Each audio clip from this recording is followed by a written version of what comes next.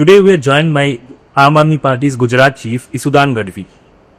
Isudan Gadhvi is not a run-of-the-mill politician. और बाकी मैंने ये चीज क्यों बोला मैं आपको बताता हूँ.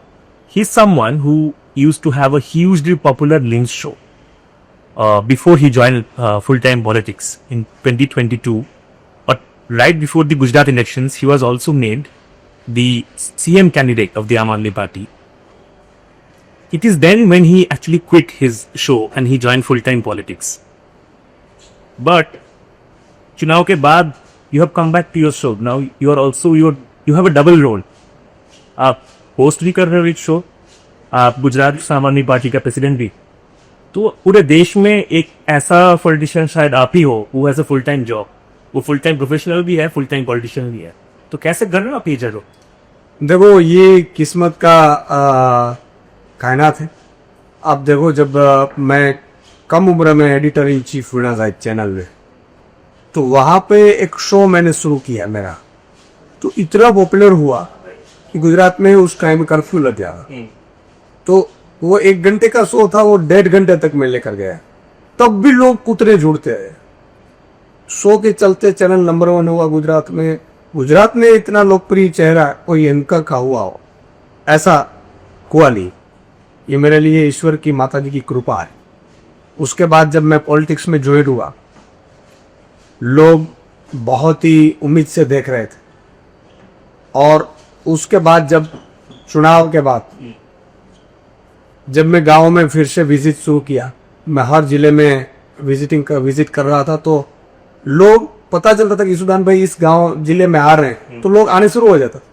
और एक ही वो कहते थे कि देखो हमने तो वोट दिए हैं, लेकिन एक चीज है ईसुदान भाई कि आपको टीवी में नहीं देखते ना, तब तक हमें चैन नहीं मिलता है, हम खाना नहीं खा पाते, तो आप ऐसा कुछ करिए. तो मैं YouTube का प्लान कर रहा था. अरविंद जी से बात हुई तो अरविंद जी ने कहा कि यार ये तो बात सही है कि तेरी आवाज तो गूंजनी चाहिए. तो यूट्यूब चैनल सोच रहा था मैं YouTube चैनल. तो मैंने एक मीटिंग करके बैठा था मेरी SM टीम के साथ कि भाई कैसे करें, क्या किया जाए. 1 घंटा डेली का तो नहीं, क्योंकि टूरिंग होती है. तो मैंने कहा वीक में 3 दिन या 4 दिन करते हैं तो लोगों को भी वो चले. तो एक हिंदी न्यूज़ चैनल है वो उसमें छप गया. तो मुझे फिर GSTV गुजरात समाचार से और कहा कि आप अगर करना है तो यहाँ से करो स्टूडेंट्स बैंक का. तो मैंने कहा आइडिया अच्छा है. तो फिर मैंने तय किया कि मंडे टू फ्राइडे 1 घंटा शो GSTV में करूंगा, जो लोगों की आवाज बोलेगी, सिर्फ वो पॉलिटिकल नहीं होगा, पॉलिटिकल पर्सन भी कोई नहीं होगा, मैं भी वहां सिर्फ लोगों का भाई. और बाकी के पूरे दिन मैं प्रदेश अध्यक्ष हूँ आम आदमी का, और 3 दिन टूर रहती है हर गुजरात में. तो इस तरह का पूरा चल रहा है. तो लोग भी अभी खुश है.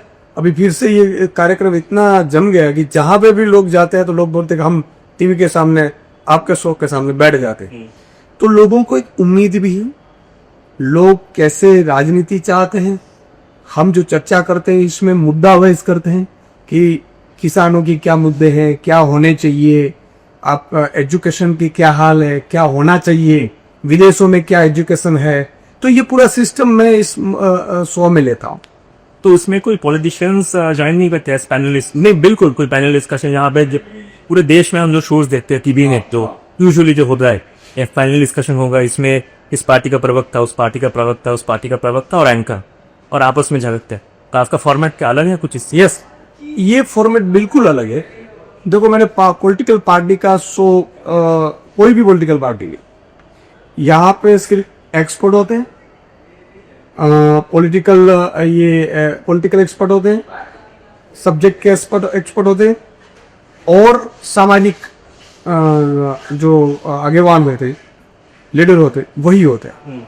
और हम जो चर्चा करते हैं, मान लो कि 3 प्रकार का शो आता है. एक तो रियलिटी ऑफ द मुद्दे कि भाई मुद्दे क्या है. दूसरा कि कलेक्टर की कामगिरी क्या है, SP की कामगिरी क्या है. लोगों को जन जागृति का भी मैं पहुंचाता हूं, ताकि भाई कांस्टेबल, लोग गांव में कांस्टेबल को साहब मान, यही DSP है. तो कांस्टेबल क्या है, लोक रक्षक दल क्या है, 2 स्टार क्या है, 3 स्टार क्या है, तो इस तरह की पूरी नॉलेज भी इस शो से देता हूँ। तो 1 घंटे में लोग कुछ ना कुछ लेकर जाते हैं, या तो मुद्दे या उनका निकाल, और बाकी जो युवाओं के, बच्चों के, आउटसोर्सिंग कर्मचारियों के, मजदूरों के, ये सब के मुद्दे होते हैं जो मुद्दे लेता हूँ। तो जो हम जर्नलिज्म में कहते हैं कि matters of public interest Yes. उठाते हो Yes. शो में, बट एक जो डिफरेंस मुझे लगता है वो शायद लोगों के जहन में भी हो सकता है कि पुराना वाला जो आपका अवतार था, अब एक निष्पक्ष पत्रकार थे, अब आप खुद अपने आप को निष्पक्ष पत्रकार तो बोल नहीं सकते क्योंकि आपका full time job as a politician तो है। तो वो चीज, क्या वो फीडबैक नहीं आता होगा लोगों से? नहीं, ये ताज्जुब की बात है कि लोग, जब मैंने शो किया तो मुझे भी डर था कि भाई मैं निष्पक्ष कैसे रह पाऊंगा, एक पॉलिटिकल पार्टी का प्रदेश अध्यक्ष। तो देखो, ताज्जुब है, लोग कह रहे हैं और मैं भी इतने न्यूट्रलाइज से जाता हूं कि देखो कि भाई ये हकीकत है और ये होना चाहिए, और अगर सरकार होती है तो ये सरकार की जिम्मेदारी है।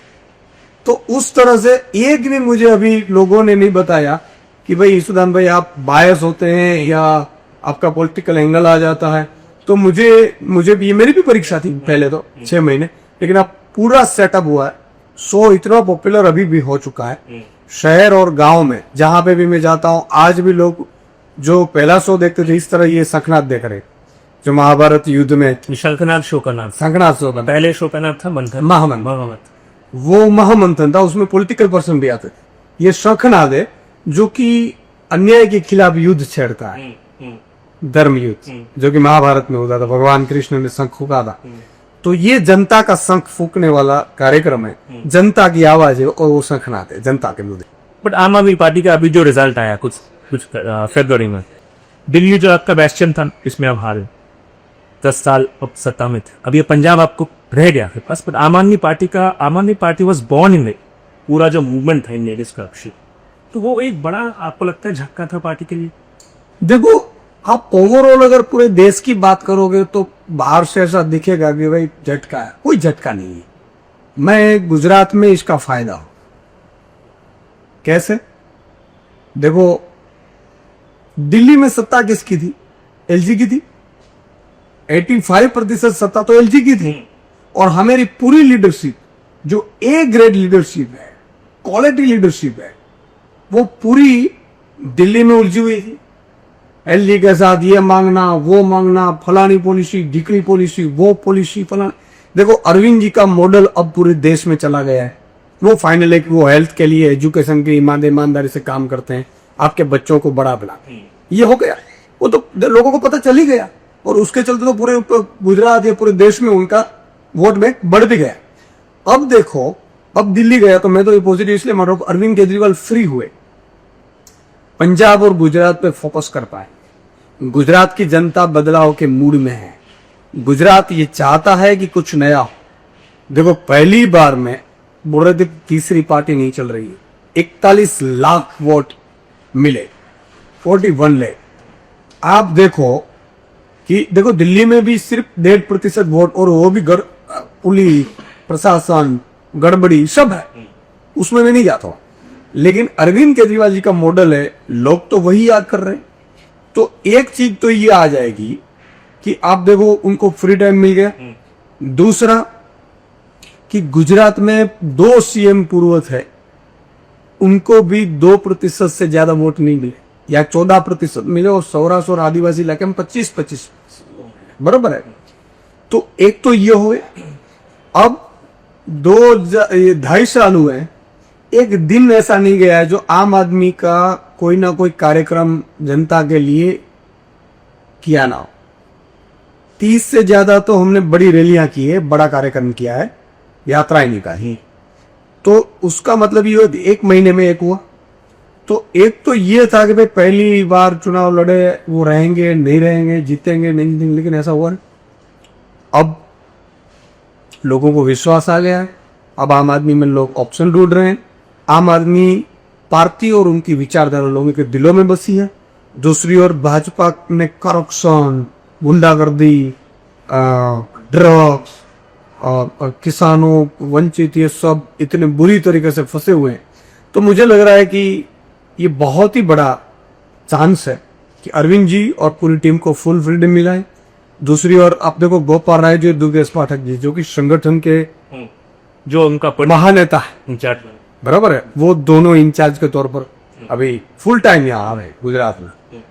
तो मुझे लगता है कि इससे बहुत फर्क पड़ेगा। पर आपने जो कहा, जो भाजपा के खिलाफ जो माहौल लोगों के मन में जो ग्रीवांसेस है, वो सारी चीजें, यही नैरेटिव 2022 में भी आप लोगों ने कहा था। बट हमने देखा कि गुजरात के इतिहास में, गुजरात के पॉलिटिकल हिस्ट्री में सबसे ज्यादा सीट 156 सीट्स लेके कोई पार्टी वापस सत्ता में नहीं।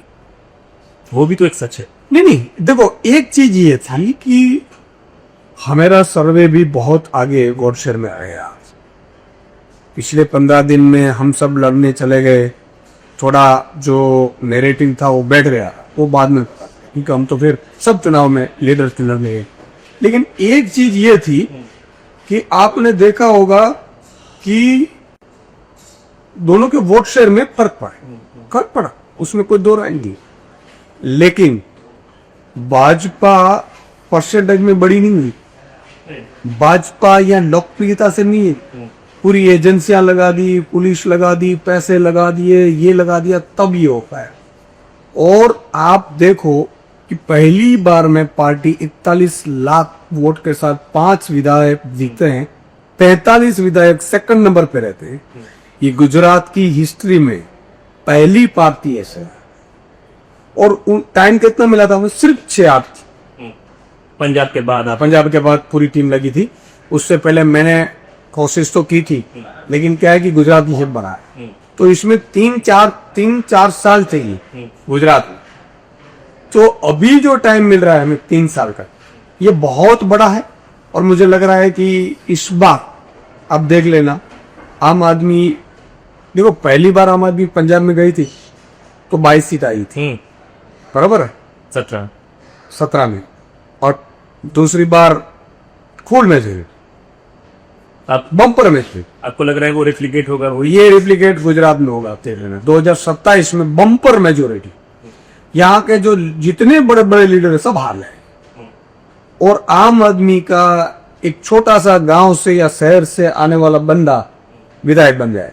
और एक चीज 2022 में जो चीज हमने देखा था कि कांग्रेस ने चुनाव लड़ा ही नहीं हो, और जो चर्चा में था कि Congress has given up, Congress का एग्रेशन था ही, तो वो एडवांटेज शायद आपको 2 साल बाद ना मिले, क्योंकि कांग्रेस अभी से ही हम देख रहे हैं कि काफी उनका हलचल पार्टी में, गुजरात में। उनका कंसीडब्ल्यूसी का मीटिंग है अहमदाबाद में, परसों ऑल इंडिया कांग्रेस कमेटी का भी सेशन होगा। ऐसा लग रहा है Congress is suddenly serious about Gujarat. नहीं, ऐसा नहीं है। 2022 में देखो कांग्रेस के पास 17 में टोटल 78 एमएलए आया था, और कांग्रेस 64 एमएलए बचा पाई थी, उससे वो लड़ रही। तो ये तो नहीं था कि कांग्रेस नहीं लड़ रही। लेकिन मैं ऐसा मान रहा हूं पॉलिटिकल, कि मैं आज खंभालिया गया, एक बार हारा, दूसरी बार हारा, तीसरी बार हारा, चौथी बार हारा, 5वीं बार हारा, तो छठी बार कोई भी मुझे, हमारा परिवार भी मुझ पर विश्वास नहीं करेगा। तो कांग्रेस का हाल ये हुआ है कि भाजपा के सामने टिक नहीं पाई, या कांग्रेस के नेताओं देखो वो भाजपा में चले गए, या राहुल गांधी ने कहा कि भाई हम भाजपा की बी टीम के तौर पर काम कर रहे हैं। ये राहुल गांधी जी का, मैं तो नहीं कर रहा।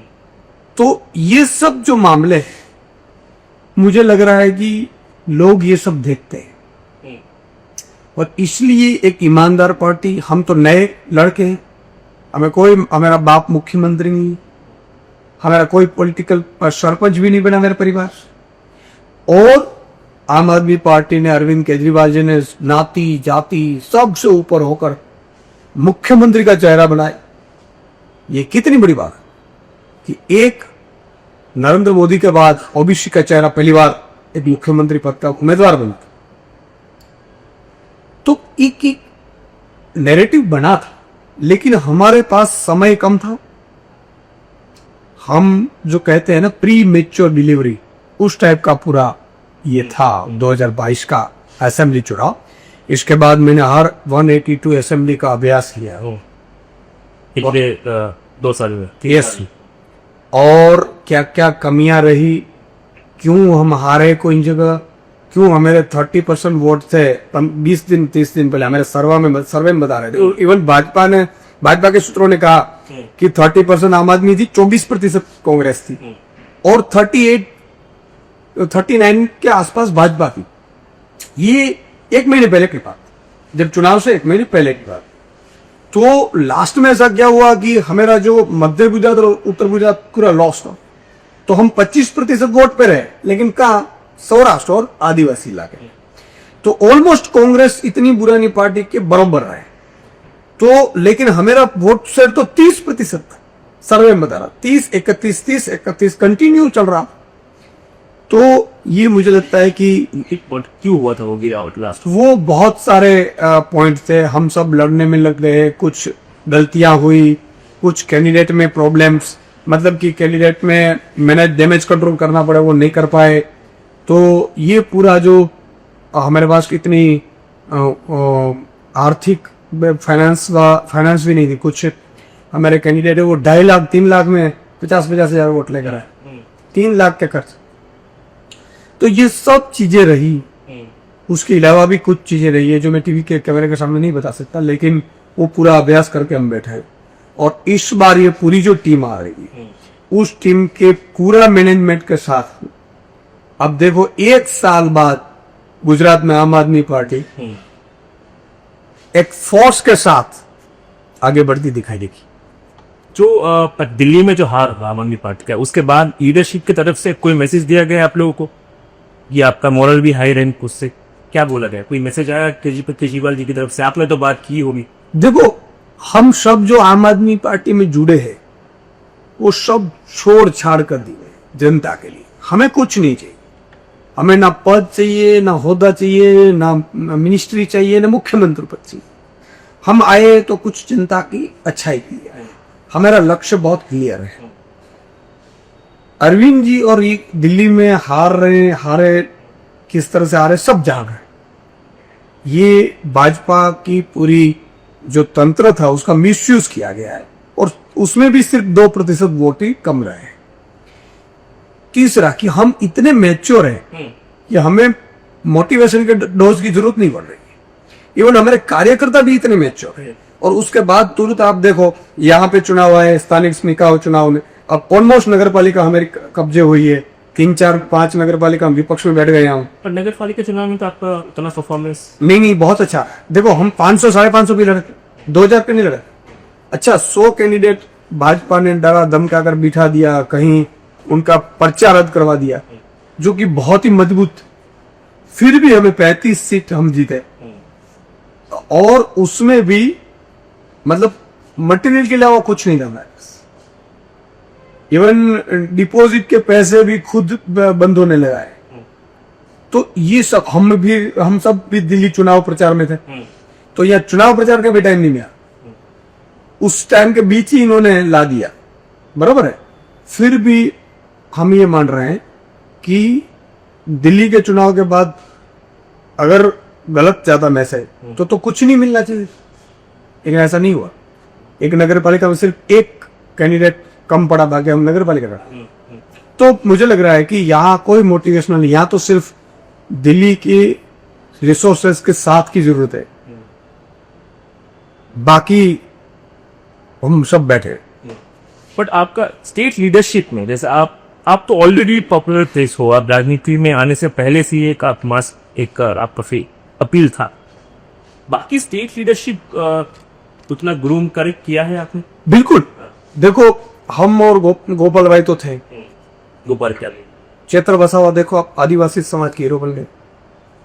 राजू करपड़ा है, प्रवीण राम है, कई नेता है, युवराज सिंह है। इन सब की देखो ग्रो करने का चांस सिर्फ आम आदमी पार्टी। तो बहुत ग्रो हुए लीडर। अभी भी 30-40 सीट ऐसी है जो कि हमारे लीडर पिछले 6 महीने से वहां पे लगे हुए हैं, फिर से एक्टिव हो गए हैं। तो अब हम टारगेट बेस जा रहे हैं। अगले जो निकाय चुनाव आ रहे हैं फरवरी 2026 में, वो सेमीफाइनल है 2027 से, और उसमें हम चाह रहे हैं कि 9,500 कैंडिडेट सीटें हैं और 9,500 कैंडिडेट में से बहुत अच्छा परफॉर्म करके आम आदमी पार्टी उभरेगी। कि गुजरात को एक कहा जाता है, बहुत एकेडमिक्स ने भी एक चीज कहा है, गुजरात बीजेपी के लिए एक हिंदुत्व का एक लैबोरेटरी है। हिंदुत्व के लैबोरेटरी में पार्टी के लिए राजनीति करना और भी ज्यादा चैलेंजिंग है। उसमें हिंदुत्व का जो जवाब आपके लिए क्या है? How do you counter Hindutva, BJP का जो हिंदुत्व है? देखो, भाजपा का हिंदुत्व है वो नकली है, वो सिर्फ सत्ता के लिए धर्म का उपयोग कर रही है। और दूसरी बार देखो, मैं चारण गढ़वी समाज से चारण गढ़वी समाज देवी पुत्र हूं, बराबर है। अब मुझसे बड़ा तो किसी का हिंदुत्व का चेहरा नहीं होगा, लेकिन हम धर्म में नहीं काउंट कर रहे हैं, हम तो प्रजा के काम की राजनीति लेकर आए। लेकिन आप जितनी भी कुलदेवी माता जी हैं वो हमारे परिवार में से आती, तो हम तो माँ के संतान। तो एक चीज, दूसरा कि खुद भाजपा ने ही गुजरात के 25,000 मंदिरों को तोड़ने की नोटिस निकाली है। खुद भाजपा ने भाजपा के मंदिर तोड़ने की नोटिस, इसमें भगवान श्री राम के हैं, भगवान शिव जी के हैं, कुलदेवी माताजियों का है, हनुमान जी के मंदिर है, सब मंदिर है कि भाई ये इलीगल मंदिर है। आजादी इस साल से पहले से है, फिर भी इनको इलीगल लग रहा है, इंक्रोचमेंट बोला जा रहा है। यस। अब देखो कि भाजपा की नकली हिंदुत्व बाहर है, उन्होंने, उनका इतना अभिमान आ गया, अब मंदिरों को तोड़ दो भाई। जो मंदिर गांव गांव में लोगों ने खुद पैसे इकट्ठा करके बनाए, अब ये भाजपा को गांव का या तो एक कोई ऐसी जगह पे मंदिर है जो कि पौराणिक मंदिर है, आजादी से पहले से, वो भाजपा को भी इलीगल लग रहा। तो अब लोग भाजपा के हिंदुत्व को जान चुके हैं, अब ये नकली हिंदुत्व है, तो उसके खिलाफ पूरी जनता लग चुकी है और पूरे लोग नाराज हैं। इस नरेंद्र मोदी जी से, अब नरेंद्र मोदी कहाँ मुंह से बोलेंगे, मंदिर तोड़ने लगे। और नरेंद्र मोदी के तो ये पहले से ही चाव है, इससे पहले भी गांधीनगर में उन्होंने रात को मंदिर तोड़े थे जब वो मुख्यमंत्री, बराबर। उनका दिखाने का और खाने का दांत अलग है। पर नरेंद्र मोदी जी का वैसे क्रिटिसिज्म उतना ज्यादा आपने कभी किया नहीं पर्सनली। मैंने देखो, नरेंद्र मोदी जी का करने की क्या जरूरत है, वो प्रधानमंत्री है भाई, प्रधानमंत्री कुर्सी संभाल। अब मुख्यमंत्री यहाँ कोई अच्छा नहीं है, इनको सका चलानी आती नहीं, तो नरेंद्र मोदी जी इनके लिए प्रचार करके गुजरात डुबा रहे हैं। मैं तो नरेंद्र मोदी से प्रार्थना करूंगा, हमारे लिए प्रचार करोगे, हम यार अच्छे इंसान हैं। देखो, हम मुख्यमंत्री बनेंगे तो गुजरात की भी इज्जत बढ़ेगी, गुजरात में किसान भी सुखी होंगे, कर्मचारी भी सुखी होंगे, ये आउटसोर्सिंग कर्मचारी सुखी होंगे, गरीब वंचित शोषित के लिए मैंने प्लान करके आया हूँ, हेल्थ और एजुकेशन का प्लान है, और गुजरात को आगे बढ़ाएंगे। नरेंद्र मोदी प्रधानमंत्री रहेंगे या मैं मुख्यमंत्री रहूं। नरेंद्र मोदी कह रहे हैं आम आदमी पार्टी आप नहीं आपदा है, वो विपदा है। अब देखो, अब दिल्ली में क्या हुआ, बिजली चली जा रही, दिल्ली में 10 साल से फीस नहीं बढ़ी थी, अब फिर फीस भरने के लिए भाजपा लाई क्यों? उन 3 काम के लिए भाजपा आती है। उनके एक तो तस्वीरें उनकी लगानी है, बाबा साहब की और भगत सिंह की तस्वीर हटा दी, पहला काम उन्होंने वही किया दिल्ली में। हटाया नहीं, उसी रूम में दूसरे कॉर्नर। कहा दूसरे यार, जो जहां होनी चाहिए वहां होनी चाहिए। फिर आप बोल दो कि भाई नहीं वहां पे हमने रख दी, ऐसे नहीं होता ना। नरेंद्र मोदी ने यहाँ सरदार पटेल स्टेडियम का अपने नाम कर दिया, तो क्या है यार, किसी के नाम का इतना मोह नहीं होना चाहिए। ये नासवंत शरीर है, वाह, सबको चले जाना है। अब तो मुझे लगता है कि नोट में भी नरेंद्र मोदी अपना फोटो ना चिपका दे, ये अच्छा नहीं है। तो मेरा कहने का मतलब ये है कि वो विपदा है। अब गुजरात में ड्रग्स बेफाम मिलना, हत्याएं हो रही है, बलात्कार हो रहा है, कानून व्यवस्था खड़े गई है, लोग निकलने से डर रहे हैं, किसान परेशान है, मजदूर परेशान है, कर्मचारी हर रोज आंदोलन कर रहे हैं, हर रोज कर्मचारी को पुलिस आतंकवादी की तरह बर्ताव करके लेकर जा रही है। तो मुझे लग रहा है कि बहुत हालत बुरी है, क्योंकि इन लोगों को सरकार चलानी नहीं आती।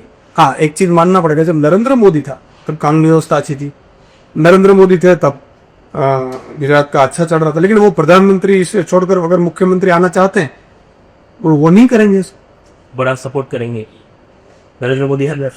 नहीं, मैं ये कह रहा हूँ कि अगर वो करना चाहते हैं मुख्यमंत्री तो हम उनके खिलाफ हो जाए।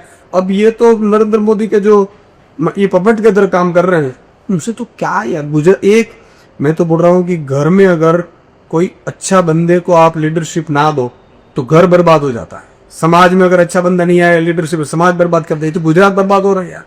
मुझे तो चिंता है, पूरी जमीनें बेच रहे हैं उद्योगपतियों को, ये आए क्यों है?